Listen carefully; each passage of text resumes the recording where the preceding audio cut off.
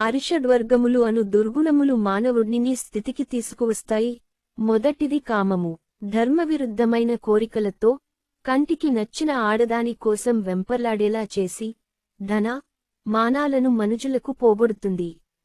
రెండవది క్రోధము. కామము వలన క్రోధము పెరిగి ఆత్మీయులను దూరం చేస్తుంది, శత్రువుల్ని దగ్గర చేస్తుంది. మూడవది లోభము.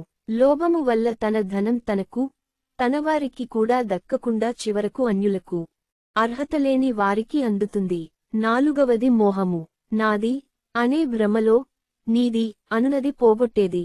ఐదవది మదము. మనకున్న కొద్దిపాటి శక్తులను చూసుకుని యాస్టరిస్క్ విర్రవీగటము. ఆరవది మాత్సర్యము. పరులని చూసి ఈర్ష్య పొందుతూ, ద్వేషిస్తూ, పగతో అహంకారపూరితంగా ప్రవర్తించి తన్ను తాను కోల్పోవటము.